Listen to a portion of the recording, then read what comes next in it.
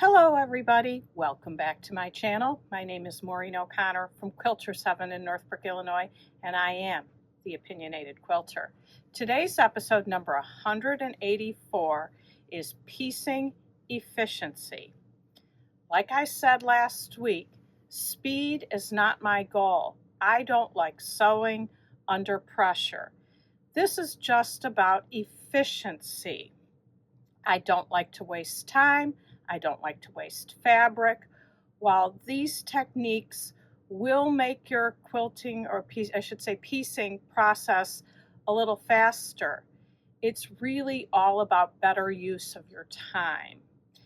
This episode was inspired by an email I got from Wanda W. And in it she said, "Hello, I recently watched a tutorial where she sewed a star block. She included the dimensions for 3 sizes. She always does a great job with her tutorials, but I wondered if there is an easier way to make the star points in this block without making all those half rectangle sets." Well, I watched the video and I will get to answer Wanda's question. But what I first noticed was the inefficiency in the 4-patch piecing. In this episode, you were instructed to cut, at least in the first size, 2-inch squares, and then take pairs of them and sew them together. So let's talk about efficiency. If you cut 2 strips of each color of the 4-patch, and then cut them all individually into squares, and then you sew pairs together, and then you take those pairs and sew them together. By the time you get all these cut, you have 4 cuts for these pieces, and then you have 80 cuts. Now you can really significantly reduce this if you do 2sies or 4sies at a time, but at any rate, it's 84 cuts to get 20 4-patch units. Now, strip piecing is going to be much more efficient. You still have your same first 4 cuts for your strips, but then you sew 2 together and 2 together, and then you can stack them and cut them together, and super efficient using the stripology ruler, which I'm going to show you on the table. But you can get the same 20 units for 24 cuts. Let's move down to the table and show you. So you take your first 2 strips and sew them down in one operation. I talked about cuts up on the whiteboard, but think of the sewing. Instead of taking 2 pieces and putting it together and sewing it, then 2 pieces and sewing, then 2 pieces and sewing, it's one continuous seam for the whole width of fabric. Then you want to press them, and always take a ruler and measure. Even me, for sewing for 40 years, I still put the ruler up and measure. You could be having a bad day. You could have made a miscut. Check to make sure that this measures correctly. So if I have a 2-inch strip and a 2-inch strip, that's 1.5 and 1.5 equals 3, plus a 1/2 inch seam allowance should be 3.5. And looky there, I am spot on. So very happy with that. They won't come out to the right measurement if your strip sets aren't correct. Next, we take 2 of these and stack them and then cut them. Let's show you that. So now I've taken 2 strips and put them together, one on top of the other, so that I can cut them 2 layers at the same time. Now, one thing that's important when you put it under your stripology ruler, have your seam allowance pressed up. So I press towards the purple. Doesn't matter which way you press as long as you're consistent. So now I need to cut 2-inch increments. So I start with my cleanup cut, and then I just go 2,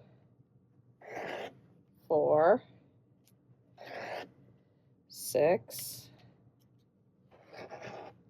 and all the rest of the way across. Once you get that done all the way across, you can pull them off just like you're going to take them to the sewing machine. So you have them stacked so the seam allowance is up. I've talked about this before, probably not so recently, but you want your seam allowance pressed up because when you feed this through the sewing machine, the feed dogs are going to be pushing this bottom seam here up so that they get pushed together. If you had it the opposite way, the feed dogs would be pushing this piece up and away from the intersection. So you want your seam allowance facing up.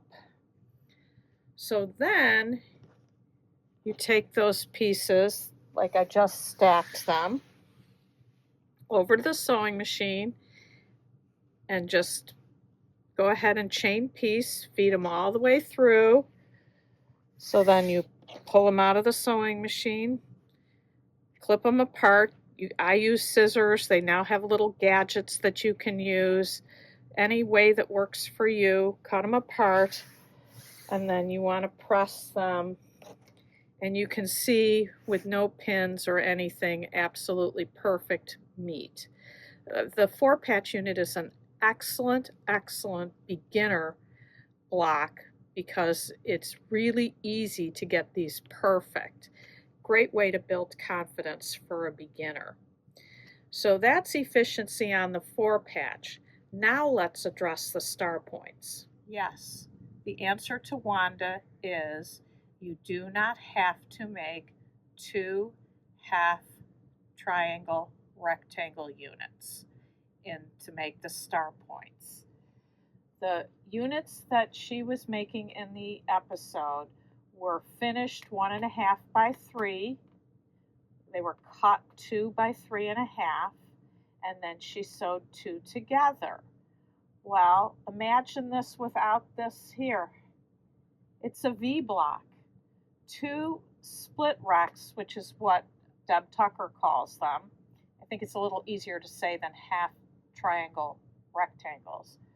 2 split rects equals 1 V block, and so this would finish to a 3-inch square. So you need a 3-inch V block, which is a 3.5 cut. Now in this episode, the presenter used a half rectangle triangle trim lock tool that she sold for $13.99 each for the 3 different sizes that she did. So to get 3 sizes, it would cost you $41.97. Like I said, I don't like to waste fabric. I don't like to waste time. I also don't like to waste money. So if you were going to do split racks, the Deb Tucker split racks tool is MSRP for $35, and you get 8 different sizes, all the way from a 1/2 inch by 1 inch all the way to 4 inches by 8 inches. So this would be a much better value than $41.97 for 3 sizes. Now in this example, I wouldn't even consider doing split racks. I would do a V block and get rid of this extra seam, which of course is more fabric and more time. I would do the V block that also is MSRP for $35, and you get 11 different sizes from 1 inch all the way up to 6-inch square. Again, a very good value. And this is what I love about the Deb Tucker rulers, is she's got varying sizes. I always remember in the olden days when I used the triangle paper, and I needed 2.5 inch finished squares, and I had 2-inch paper and 3-inch paper, but no 2.5 inch paper. And then you have to go out and buy something. When you've got the Deb Tucker tools, it's rare that you don't have a correct size. You'd have to have some really strange size that most patterns don't use. So besides 2 split rects equaling a V block, there are other units that you will see people put together that can make a different unit with less seams. If you often will see 2 half square triangles, and what is that? That's equals 1 flying goose or geese, 1 flying geese, and it eliminates a seam. You can take 2 V blocks and put them together, and what do you get?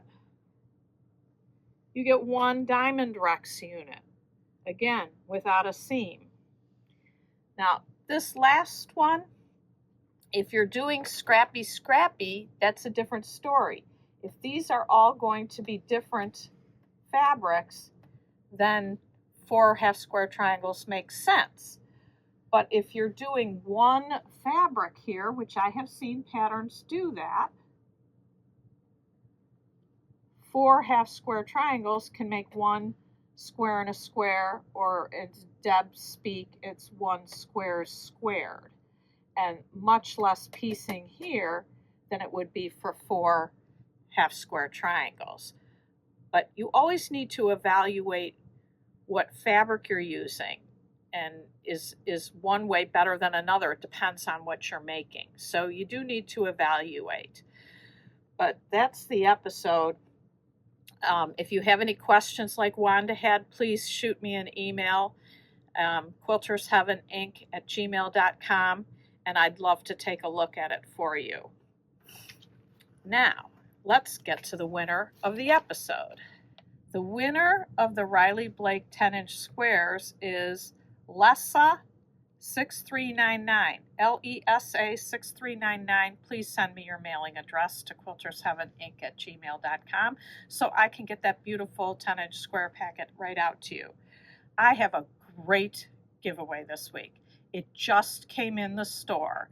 And again, we can't sew the amount of stuff people donate to us for charity as fast as it comes in, and these people do not care if it's a charity or you want to use it for yourself. All they care about is that it doesn't get into a landfill and that it gets used and someone loves it. How about it? This is Sunprint 2021 Fat Quarter Assortment from the Fat Quarter Shop. This is heavy. I don't know how many fat quarters are in here. If I look at the side, it looks like there's some yardage in there, but I can't really tell. There might be fat quarters wrapped up in it, and it is all fat quarters. But at any rate, this is a fabulous, fabulous giveaway. So if you would like to enter to win this, you know what to do. You want to like my video. You want to comment on this video, and you want to subscribe to my channel. And in the comment, write Sunprint Fat Quarter Bundle, and you will be entered to win.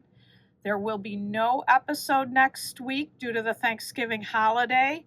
We will resume on Monday, December 8th. We'll see you then.